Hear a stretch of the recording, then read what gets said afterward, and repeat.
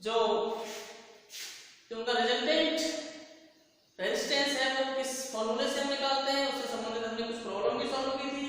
अब हम बात कर रहे हैं आगे कि जो हमारा घरों में डोमेस्टिक जो इलेक्ट्रिक सर्किट होते हैं घरों के अंदर या किसी बिल्डिंग के अंदर, जैसे स्कूल है अपने, इस स्कूल में जो ये लगे हुए हैं पंखे, ट्यूबलाइट, कोई भी उपकरण, कोई भी एप्लायंस जो लगा हुआ है वो किस कॉम्बिनेशन में लगा हुआ है, तो ये आपको बता दें हम कि ये लगे होते हैं पैरेलल कॉम्बिनेशन में। और पैरेलल कॉम्बिनेशन में लगे होने के कुछ एडवांटेज हैं, इसीलिए ये पैरेलल में लगे होते हैं, या यूं कहें कि सीरीज में इसलिए नहीं लगाते क्योंकि इसके कुछ डिसएडवांटेज हैं। तो यहां अगर हम बात करें कुछ एडवांटेज और डिसएडवांटेज की, देखिए आप, मैं टॉपिक लिख देता हूं इलेक्ट्रिसिटी, अपना टॉपिक चल रहा है। तो देखिए आप एडवांटेज क्या है, पहले तो आप ये समझिए कि सीरीज की यदि बात करें तो इस तरह से कंडीशन होती है, सीरीज में कोई एप्लायंस या कोई रेजिस्टेंस इस तरह से कॉम्बाइन होगा, और पैरेलल में इस तरह से कंडीशन होगी। आप ये बात पहले ही लर्न कर चुके हैं, you have already learn about this. तो एडवांटेज यहां तो हम पढ़ेंगे, सीरीज के डिसएडवांटेज।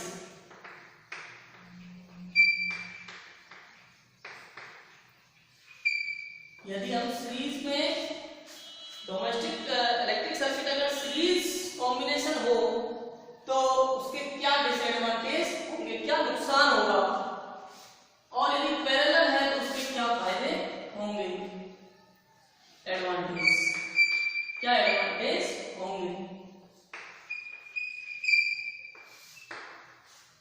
तो यहां दो प्रश्न बनते हैं आपके सामने। ये प्रश्न इस तरह से आपकी परीक्षा में पूछा जा सकता है, एग्जाम में आ सकता है कि डोमेस्टिक इलेक्ट्रिक सर्किट जो होता है वो पैरेलल ही क्यों होता है। इस तरह से अगर प्रश्न आया पैरेलल क्यों होता है तो उसका आंसर हो गया एडवांटेज ऑफ पैरेलल सर्किट। और आपसे प्रश्न पूछा कि सीरीज में क्यों नहीं होते तो आपका आंसर आएगा disadvantage of series combination. Got it. तो अब दोनों बात हम एक साथ करेंगे यहां पर कि सीरीज का अगर हम डिसएडवांटेज देखें तो सबसे बड़ा डिसएडवांटेज, इसका जो सबसे पहला डिसएडवांटेज है वो ये है कि जो इलेक्ट्रिकल एप्लायंस होते हैं अगर किसी एक में खराबी आ जाए, डिफेक्ट आ जाए, मान लीजिए इसमें कोई खराबी आ गई, इस वाले में, इस वाला ये कोई एप्लायंस लगा हुआ है, कोई उपकरण लगा हुआ है, ये खराब हो गया, अगले भी अपना काम नहीं करेंगे। तो the series circuit if one electrical appliance stops working due to some defect, then all other appliances also stops working. Okay? Next हम बात करें अब देखिए साथ साथ इसको भी लेके चलते हैं। यहां ऐसा नहीं होता है पैरेलल में, अगर ये खराब होगा तो इन पर कोई प्रभाव नहीं पड़ेगा, राइट। नेक्स्ट हम बात करें इन series circuit all the electrical appliances have only one switch due to which they cannot be turned on or off separately. इसका एक डिसएडवांटेज क्या है सीरीज का कि इन तीनों का मान लीजिए तीन एप्लायंस लगे हुए हैं, तीन रेजिस्टेंस है, ये तीनों का अलग अलग स्विच नहीं है, एक ही स्विच होगा। यानी कि यहाँ पर स्विच है, अगर इसको हम बंद करेंगे, हम चाहें कि इसको ऑफ कर दें, केवल ये ऑफ हो तो ऐसा आप नहीं कर सकते, एक साथ तीनों ही ऑफ होंगे, तीनों ही ऑन होंगे। लेकिन पैरेलल में ऐसा नहीं होता है, इसका यही एडवांटेज है, इन तीनों के अलग अलग स्विच होते हैं, हम चाहे जिसको ऑफ कर सकते हैं, चाहे जिसको ऑन कर सकते हैं। Okay. Next, in series circuit the appliance do not get the same voltage as that of the power supply line. Series में आप जानते हैं कि आई तो सेम होती है, लेकिन जो वोल्टेज होता है वो सेम नहीं होता है, वोल्टेज सेम नहीं होगा, जिससे भी दिक्कत होती है। जबकि वोल्टेज भी क्या होना चाहिए, आई भले से अलग अलग हो जा, लेकिन वोल्टेज सेम होना चाहिए, लेकिन यहाँ ऐसा नहीं होता है। जबकि पैरेलल में आप जानते हैं कि V जो होता है, वोल्टेज जो होता है, वो तीनों में क्या होता है, सेम होता है, जबकि आई अलग अलग होती है। आई जो होती है वो तीनों में कैसे होती है, अलग अलग। Next is in the series connection of electrical appliance, the overall resistance of the circuit increase too much, due to which the current from the power supply is low. तो यहाँ सीरीज के अंदर क्या होगा, आप जानते हैं कि डायरेक्ट जुड़ता है, जो टोटल रेजिस्टेंस हम निकालते हैं सीरीज में, तो इस फॉर्मूले से निकलता है R = R1 + R2 + R3। तो इससे क्या होगा, जो रिजल्टेंट रेजिस्टेंस होगा वो इंक्रीज हो जाता है, बहुत ज्यादा हो जाता है, बढ़ जाएगा। यानी ये 2 के है, मान लीजिए 2 ओम का ये है, 2 ओम का ये है और 2 ओम का ही ये है, तो टोटल रेजिस्टेंस कितना हो जाएगा बच्चों, 6 ओम।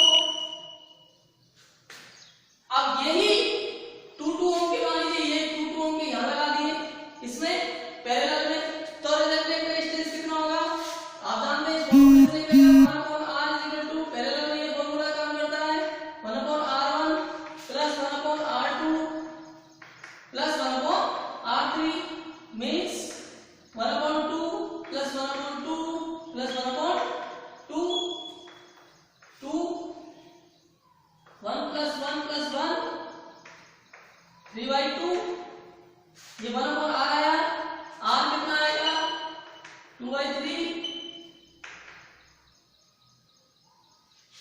यानी कि 0.66। बोलो कम हुआ नहीं हुआ, हो गया कम। तो ये है।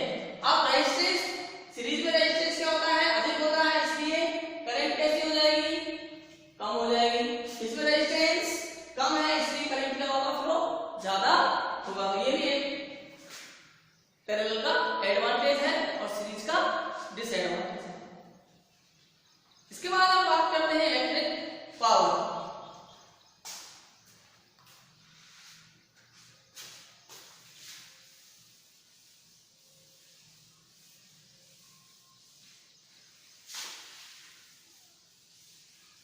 इलेक्ट्रिक पावर क्या होती है, पावर मीन्स हिंदी में कहें तो शक्ति, इलेक्ट्रिक पावर मीन्स शक्ति। कार्य करने की जो दर है, कार्य करने की जो रेट है, वो कहलाती है पावर। कौन कितना जल्दी कोई काम कर रहा है, रेट का मतलब कितने कम समय में कितना ज्यादा कार्य किया जा रहा है, वही रेट होगी। तो यहां बात करें तो power is the electrical work, power is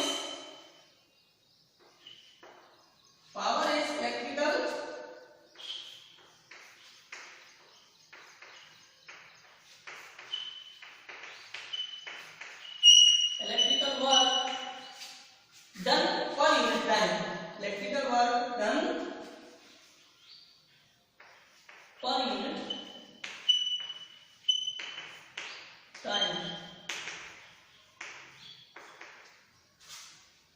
मतलब यूनिट समय में कितना वर्क किया गया है। ये निकालने के लिए आपको क्या होगा कि वर्क में क्या करना पड़ेगा, टाइम का डिवाइड करना पड़ेगा। टाइम से वर्क को क्या कर देंगे, डिवाइड कर देंगे, तो ये निकल जाएगा कि कितने समय में कितना वर्क किया गया है, और उसी को किस नाम से जाना जाएगा, पावर के नाम से जाना जाएगा। तो P = W/T। यहां देखिए आप, अब हम बात कर रहे हैं कि जो इसकी जो यूनिट होती है पावर की यूनिट क्या होगी, एक तो डायरेक्ट फॉर्मूले से निकल जाएगी, कैसे निकलेगी, वर्क की यूनिट क्या होती है, जूल होती है, टाइम की क्या होती है, सेकंड होती है, तो जूल पर सेकंड। तो यूनिट ऑफ पावर क्या हो गई, यूनिट ऑफ पावर क्या हो गई,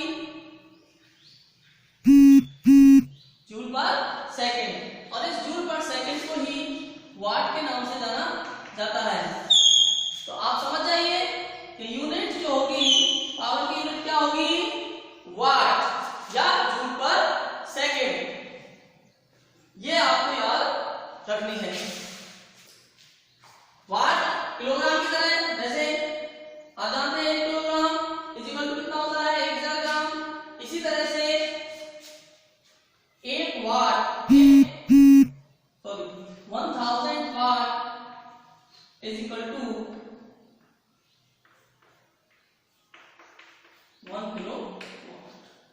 1000 watt is equal to 1 kilo watt. अब हम कुछ फॉर्मूले की बात करते हैं, पावर के और कुछ फॉर्मूले निकालते हैं यहाँ जो आपके काम आएंगे। तो एक फॉर्मूला तो आपको ये याद हो गया, याद रखना ही है, P equal to W upon T। Formula क्या है, ये फॉर्मूला भी है और डेफिनेशन भी है पावर की, P equal to W upon T। देखिए फॉर्मूले, एक फॉर्मूले से बहुत सारे फॉर्मूले बना सकते हैं, यहाँ बनाएंगे हम। जैसे ये आपके पास है, पता है आपको P इक्वल टू क्या होता है, W अपॉन T, ठीक है। अब आपने पढ़ा होगा V equal to W upon Q, ये फॉर्मूला पढ़ा हुआ है। और ये भी पढ़ा होगा आपने Q equal to I T, तो Q के स्थान पर I T लिख दें हम, तो V इक्वल टू क्या आ गया, W अपॉन I T। और न्यू पहले हम W इक्वल टू क्या आ जाएगा, V I T। ये ऑलरेडी आप लर्न कर चुके हैं ये वाला फॉर्मूला, और इसी से हमने ये निकाल दिया W equal to V I T। तो अब W की जगह इस फॉर्मूले में हम क्या लिखते हैं, V I T। W की जगह क्या लिखते हैं, V I T। तो P इक्वल टू क्या हो जाएगा, V I T upon T, T से T कैंसिल, तो P इक्वल टू क्या आ गया, V I। बोलो फॉर्मूला तैयार। नेक्स्ट, अब फॉर्मूला नंबर 1 P का, फॉर्मूला नंबर 2, तीसरा फॉर्मूला निकालना है। तो हम ये भी जानते हैं कि V equal to I R। We know that V equal to I R। P की जगह क्या लिखते हैं, I R लिख लेते हैं। तो P इक्वल टू क्या हो जाएगा, I R इंटू I, और I into I square R, ये आ गया formula number 3। P equal to क्या आ गया, I स्क्वायर R। अब आपकी बात V की वैल्यू लिखा हमने, V की वैल्यू लिखी, अब की बार हम क्या करते हैं, I की वैल्यू लिखते हैं। तो I बराबर क्या होता है, V अपॉन R। इसमें रख दो, तो इसमें कहीं भी रख दो I की वैल्यू, तो P इक्वल टू क्या हो जाएगा, I की जगह क्या लिखा आपने, V upon R।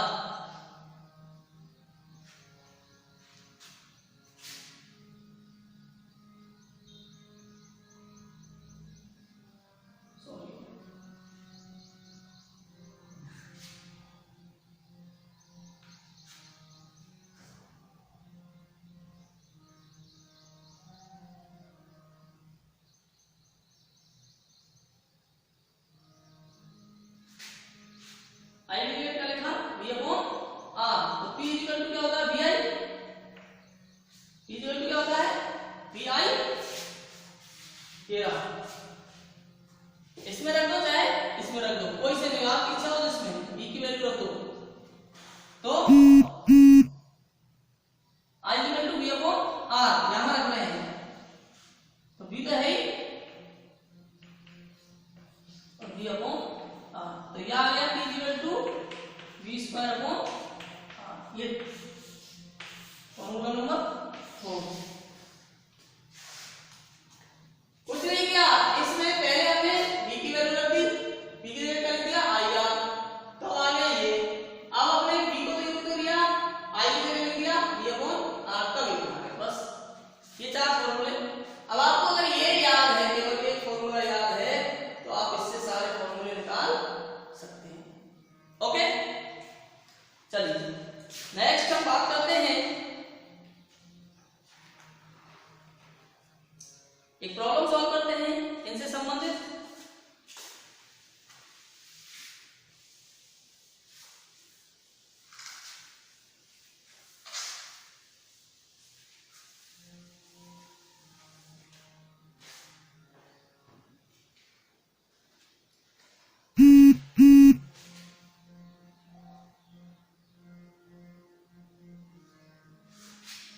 An electric bulb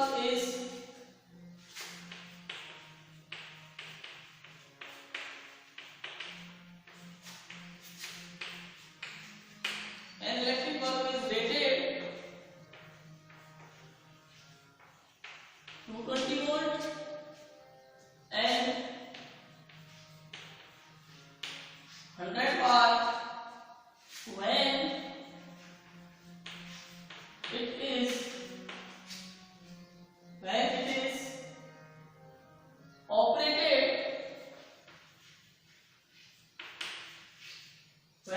operated on 110 volts, the power consumed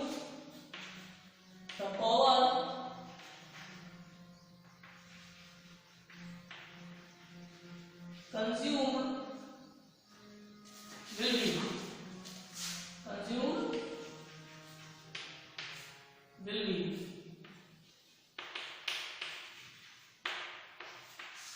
मतलब ये कहना चाह रहा है यहाँ कि एक इलेक्ट्रिक वर्क है जिस पर क्या लिखा हुआ है, रेटिंग है उसकी कितनी 220 वोल्ट एंड 100 वाट।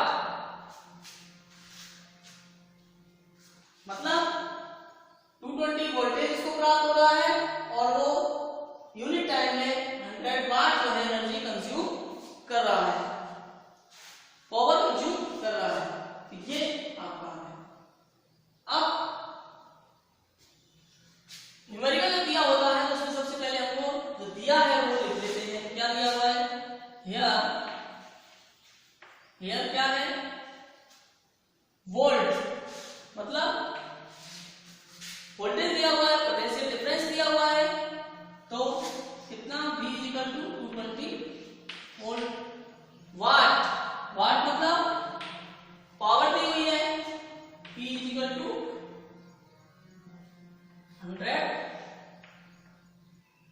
वाट। और एक कंडीशन उसमें ये है कि वापस से अगर इसको 220 की जगह 110 पर अगर इसको ऑपरेट किया जाए तो ये जो पावर है वो कितनी कंज्यूम होगी, वापस पावर पूछेगा वो। तो पहले तो आप क्या करिए कि आप जानते हैं पावर का फॉर्मूला क्या होता है, P = VI। एक फॉर्मूला है, एक ये है P = V²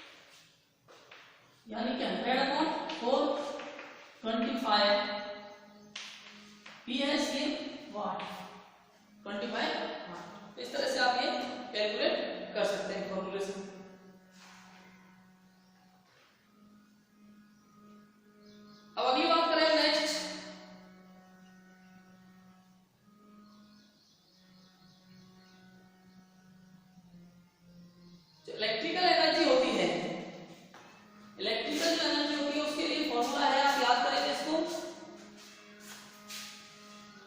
इलेक्ट्रिकल एनर्जी कैसे निकालेंगे आप कि कितने समय में टोटल कितनी पावर कंज्यूम की जा रही है किसी एप्लायंस के द्वारा, वो उसकी क्या है इलेक्ट्रिकल एनर्जी होगी। इसका फॉर्मूला है E = P × T, E = P × T। ये आपको याद रखना है, इलेक्ट्रिकल एनर्जी का फॉर्मूला है, P पावर है, T टाइम है और E इलेक्ट्रिकल एनर्जी है। उसके बाद जो अगला पॉइंट है आपका वो है commercial unit of electrical energy. तो आपको याद रखनी है ये commercial unit of electrical energy जो होती है वो होती है किलोवाट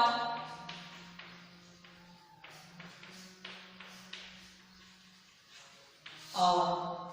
तो शॉर्ट में लिख सकते हैं kWh,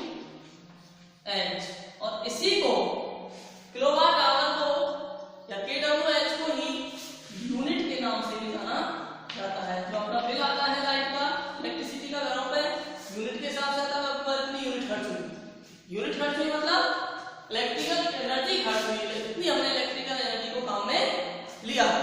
तो किलोवाट आवर आपको याद रखना है, kilowatt hour commercial unit of electrical energy is kilowatt hour, जिसे शॉर्टकट में क्या बोलेंगे kWh, और इस kWh को ही यूनिट कहा जाता है।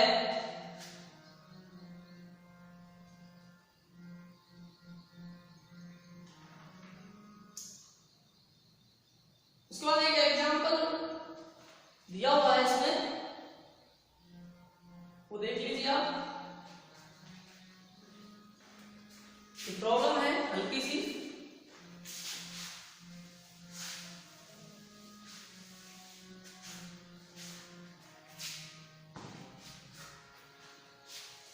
a current of 4 ampere flows through a 12 volt car headlight। ये करंट फ्लो हो रहा है 4 एम्पियर का, इसमें एक 12 वोल्ट 12 वोल्ट की कार की हेडलाइट में, बल्ब फॉर 10 मिनट्स, 10 मिनट्स के लिए। तो how much energy transfer occurs during this time, तो कितनी एनर्जी ट्रांसफर होगी इस टाइम में। तो सब कुछ दिया हुआ है, क्या क्या दिया हुआ है देखिए। एनर्जी पूछ रहा है कितनी खर्च होगी, कंज्यूम होगी। तो देखिए आप एम्पियर मतलब आई दिया हुआ है 4 और एम्पियर दिया हुआ है आई। एम्पियर मतलब करंट, करंट को किससे डिनोट करते हैं आई से। 12 वोल्ट मतलब वोल्टेज दिया हुआ है V = 12 वोल्ट और टाइम दिया हुआ है T = 10 मिनट और minute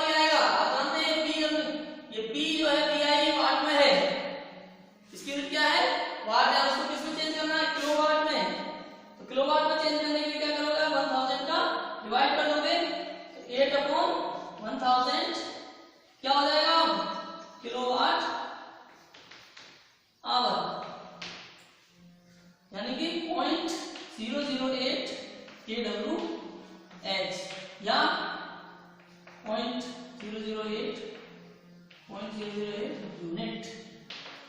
Got it? Understand my point? Okay, next.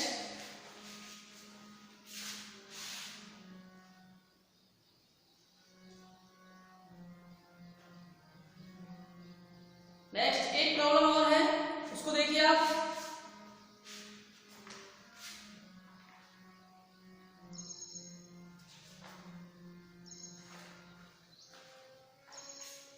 Important है।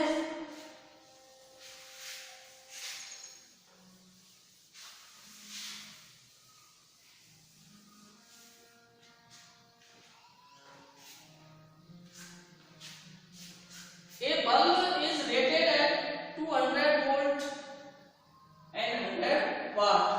क्या रेटिंग है बल्ब की? 200 वोल्ट और 100 वाट, ये रेटिंग दी हुई है। What is its resistance? तो इसका रेजिस्टेंस क्या होगा? पहला प्रश्न। 5 such bulb, इस प्रकार के 5 जो बल्ब हैं वो जल रहे हैं, बर्न हो रहे हैं फॉर 4 आवर्स। कितनी देर के लिए बर्न हो रहे हैं? 4 आवर्स।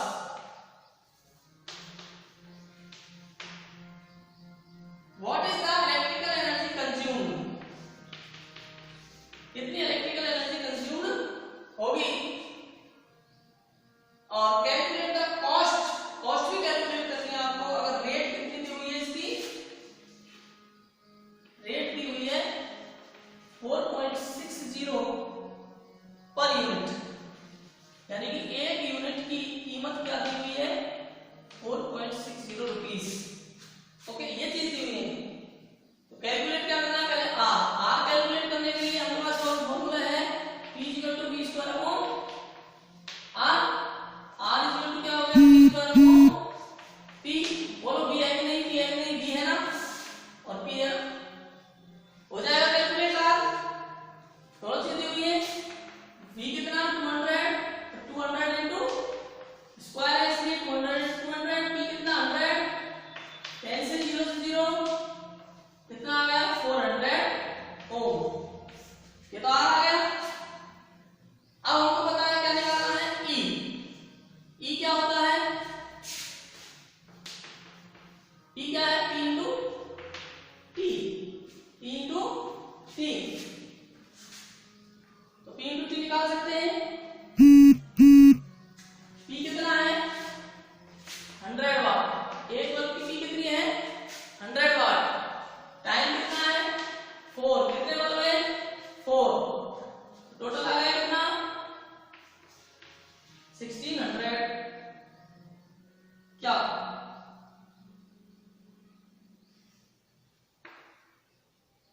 वाट इनटू वाट इनटू क्या है? अब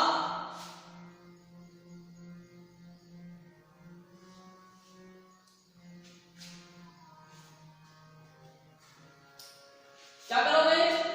किलोवाट आवर करोगे। इसको बदलने के लिए क्या करना पड़ेगा? 1000 कितना आ गया? 1.6 kWh। कितना आ गया? 1.6 kWh।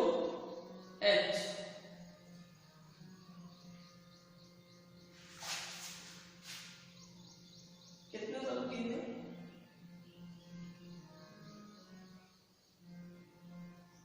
5 है तो 5 का कर देंगे, और 4 है तो 4 कर देंगे, कोई दिक्कत नहीं। ये आ गया kW मतलब यूनिट 1.6 यूनिट।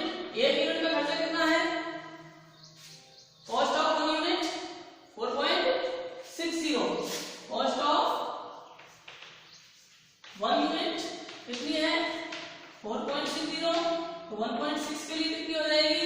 4.6 into 1.6। कैलकुलेट आप कर लेना, मल्टीप्लाई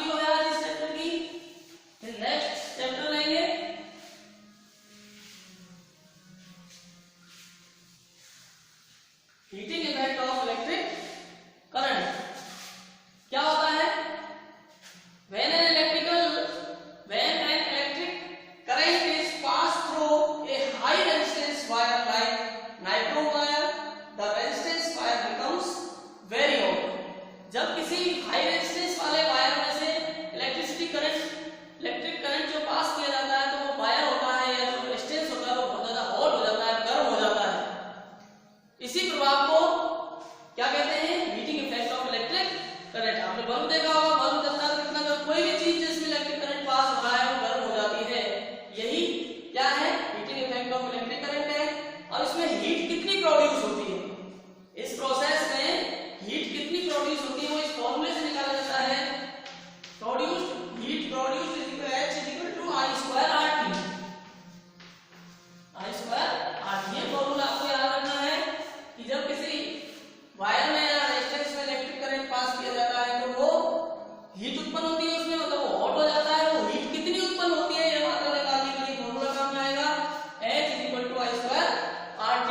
यहाँ H क्या है, प्रोड्यूस्ड हीट, कितनी हीट निकल रही है। I क्या है, कितनी आप करंट फ्लो करवा रहे हैं। R क्या है, रेजिस्टेंस। और T कितना है, कितना समय तक करवा रहे हैं। और ये जो हीट है